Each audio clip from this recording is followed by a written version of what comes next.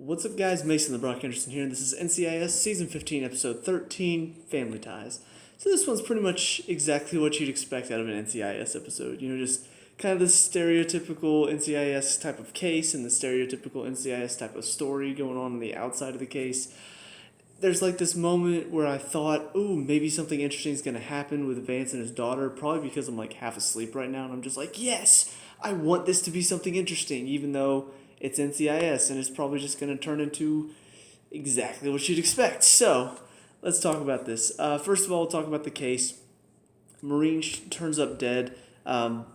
This random kind of spat between these two people. Guy apparently has been seeing this other girl, and his wife finds out about it, and she's pissed, and then throws the ring into a ditch, and he's like, hey, I can't believe you did that, and then goes to look for it, and there's a dead Marine there. Okay. Don't really know why they had that at the beginning. It's just, oh, we got to find the body somehow. Let's see. Oh, I know. Let's have a couple fighting because the guy's cheating. It's going to make sense somehow. But anyway, so they find the body of the dead Marine. Come to find out, apparently he was involved in a car accident. So they find the owner of the car. He's not responsible. They find these two girls were apparently driving the car. And so this one girl, all of a sudden, her and her parents disappear. And she's like, oh, well, obviously she did it, and her parents are trying to protect her. Well, no, it's actually the other girl that didn't run. And her dad's a lawyer, and he all of a sudden steps in. He's like, no, I did it. I was the one who was driving. It's just like, yeah, dude, sure. And ultimately, they do find out that this girl was the one that was driving, and her father's trying to protect her. And so from here, I'm just like, okay, so clearly there's got to be more to this. Why did this one family run? What's going on with that? Well, it turns out that apparently these two people, like the daughter, is actually not their daughter. And so I'm just like, oh, wait a minute. Could this be turning into something interesting? Could this be turning into like, holy crap, the parents are kidnapping this girl? Well, no. It turns out that the parents are actually good people because they're helping this girl because her mom died. She was a teacher, I think they were saying.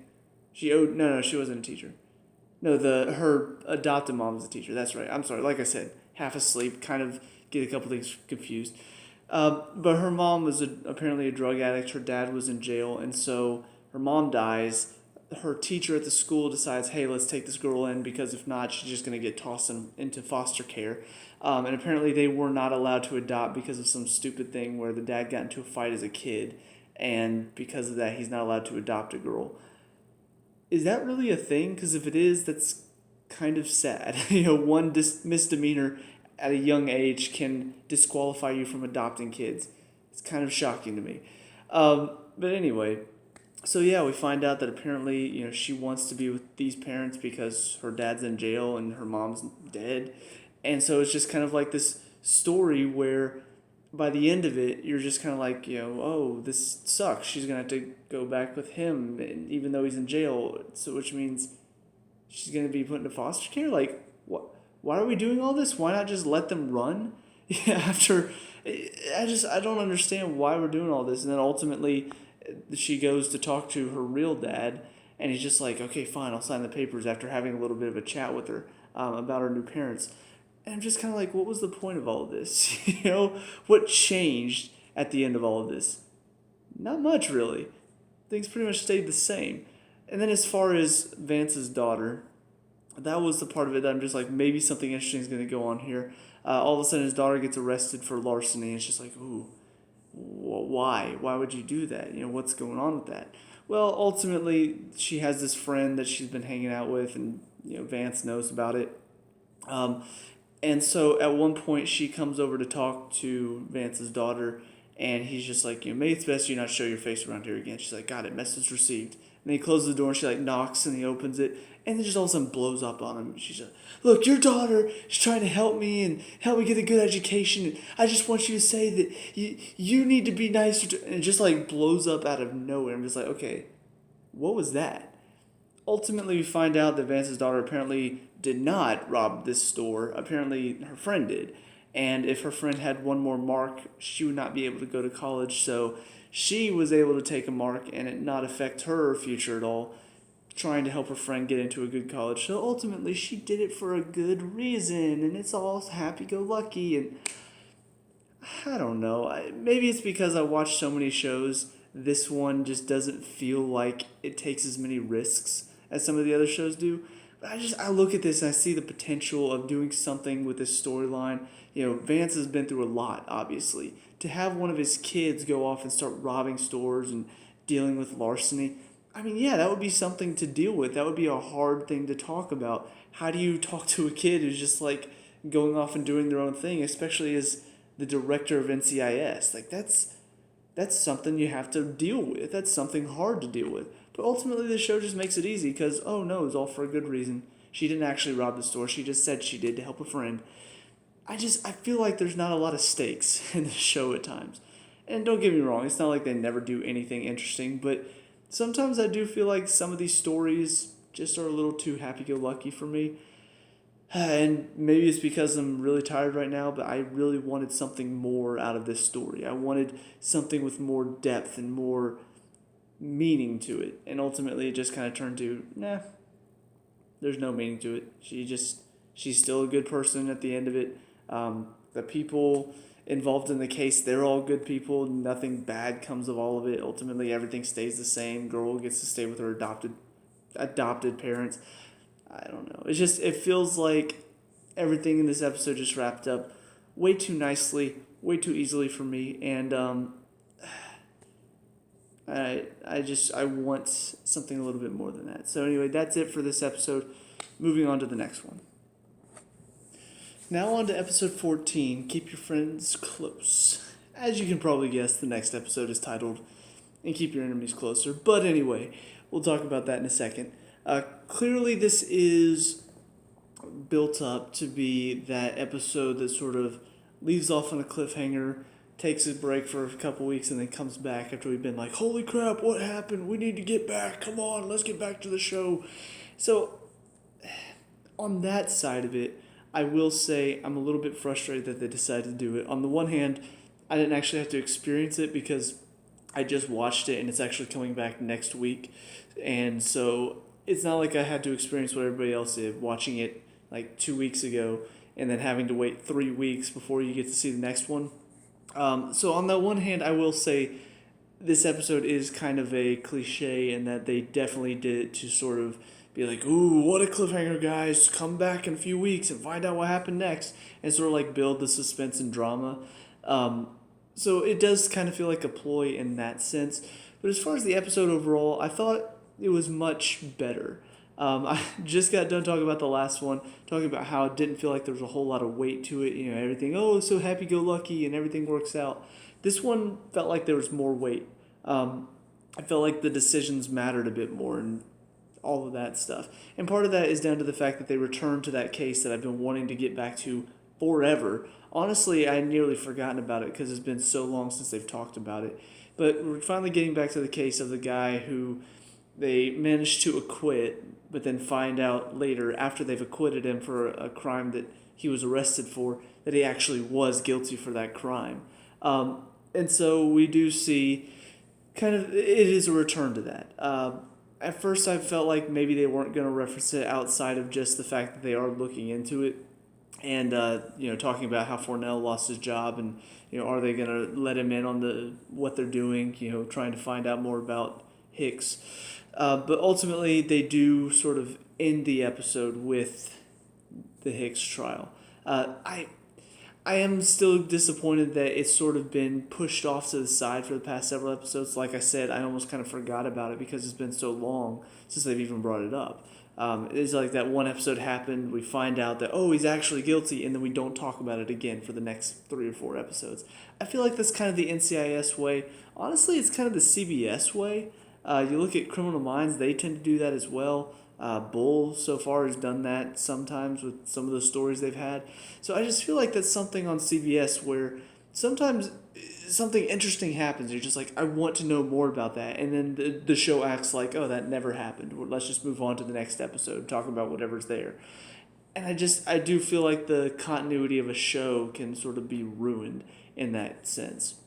But let's talk about first the case for this episode, because it did, I don't know, there was a case, it didn't really connect to the Hicks stuff going on. It was more just its own thing. case for the team to work on and for Fornell to be helping out on because apparently he's a private eye now. So yeah, this guy shows up. This one kid stole a van, and all of a sudden finds out. Cops pull him over because it's reported stolen, and the cops find the dead body in the back of the van. So he's like, "I stole it. I didn't do this. I just stole the van." And so we're trying to figure out, all right, what happened. The Navy officer that was killed, turns out he was in a jury for this one guy who's like Bernie Madoff, except he's actually in prison. He didn't get away with it. And so they're just like, well, maybe this guy has something to do with it. Maybe he's hiring people to get rid of these people that were on the jury. And so they're trying to look into it, talk to these two guys who apparently are on the cleaning crew that got rid of the bodies. And so they're finding out what's going to happen next. They go to a house where a woman's about to be attacked, but they get there beforehand, and then they get attacked, but then Gibbs steps in and shoots the guy attacking Bishop. And then they talk to the woman and find out that apparently she was sleeping with the Navy officer. And so they realize, oh, it's obviously the wife. And that's how it all ends. So, I don't know. It wasn't the most compelling case in that it was way too obvious that the guy in prison was going to be the bad guy, that I just knew instantly it's not him. That's kind of how it works with NCIS. It's like, oh, the very obvious guy is never the actual killer. It's always the other person that you weren't suspecting the entire time. And in this case, there's only one other person, that was the wife. So, in that respect, I didn't really get into the case as much. What I did want to see more of, though, was the stuff with Hicks and Fornell and all of that. And so when I did get that stuff, it was interesting enough. Seeing Fornell kind of be like, what's wrong with Gibbs? At times it got a little too goofy. I prefer to keep it a bit more serious. But when it did get serious, I enjoyed those parts. So I hope next episode we do sort of get more into that. We do sort of get into the seriousness of the situation. But anyway, let's talk about the final parts of the episode. We've seen through most of it. Sloan is talking to the lawyer for Hicks. And apparently, I don't know if they were already friends or if they formed a friendship through this case. But ultimately, she's trying to talk to her about Hicks and say, look, he's not a good guy. He's very clearly guilty. I saw him in the batting cages. The one thing that got him off being left-handed that hit it. Look, I saw him. He's a switch hitter. He can hit both sides. He did it, and I know he did it. And of course, she's just like, look, I'm his lawyer. I gotta believe him as his client or as my client. That's how it's gotta be. It's the law. And so she's not really like listening to her. She's sort of like blowing her off. But ultimately, at the end of the episode, she does call Sloan over, and she's like, look, I can't say anything else, but I did say for him to find new counsel. And don't stop looking into it. Keep looking into it. I can't say any more than that, though. And I'm just like, okay, so clearly she's dead, right? Like, you don't just tell a serial killer, hey, find a new lawyer, and then just expect to walk away. It's like, clearly she's about to die, and then she's getting in her car, and she's like, okay, clearly the car's about to blow up. And Sloan's talking on the phone. I'm like, clearly she's going to walk away as the car blows up, and she's going to get knocked away by the explosion, and we're going to end on a cliffhanger where she's, like, bleeding, right? All of that happens. So it was pretty obvious, but at the same time, I'm interested to see where this story is going to go from here. There are a few questions I do hope get answered, though. On the one hand, I feel like this case has to have some meaning to it. Obviously, the fact that they managed to get this guy out of prison when he was actually guilty is already an interesting story, and also the fact that Fornell lost his job because of this case, also an interesting story. But I want to know some more about this guy that got put away and now is out. Why? First of all, he's a serial killer. We already know that. Why is he killing? Why is he doing this? Also, sorry, like I said, it's really late. Also, why did he wait till now to force this whole issue? It feels like for the longest time, he was just sitting in prison, no problems whatsoever. He was proclaiming his innocence, but it never really felt like it was a forced issue until just recently. So what changed? Why did he choose this moment to get out of prison? I don't know. I feel like I need to know more about this guy, and I think I'm going to go back and watch the episode before the season returns. Obviously, I got a bunch of other shows to get caught up on first before I can go do that. But I do want to go back and watch that episode and see if there's anything that may sort of give a hint as to why he's doing this and why things are happening now. What specific timeline does he have? Is there some sort of goal he has? Is that why he wanted out of prison? Maybe he just wanted to go kill again. If it's something as simple as that, I'll be a little bit disappointed just because I think you could really do something interesting here. Like, there's something in his life where he needed to get out of prison and, maybe track down somebody close to him or something like that. I don't know. But I am curious to see more about this guy and more about why he does what he does.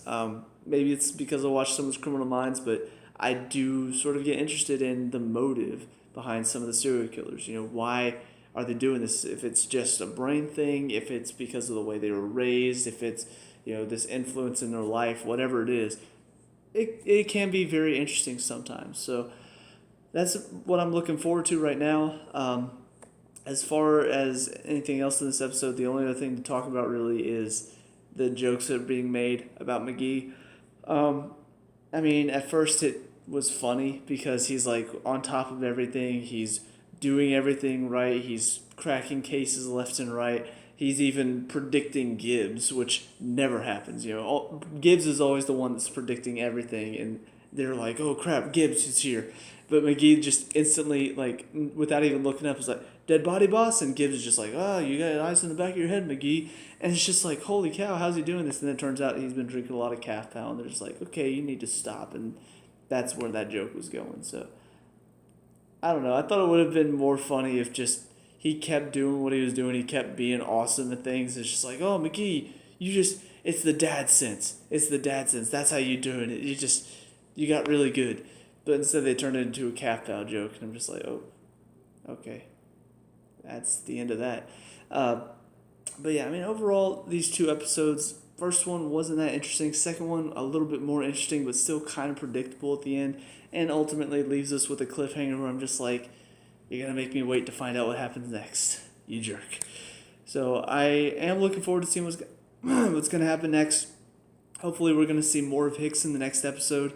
I doubt Sloane is, dead. She's probably wounded very badly, and she'll probably be in the hospital for at least half of the next episode. Unless they're going to do that weird thing where it's just like, oh, now we're a few weeks later, she's out of the hospital and she's fine and she's trying to track him down because he killed her friend. But anyway, that's it for me. So let me know what you guys think down in the comment section below. What were your thoughts on these two episodes? Let me know what you talk about and discuss, all that good stuff. Leave a like and subscribe for future NCIS reviews. I'll see you guys in the next one. Peace out.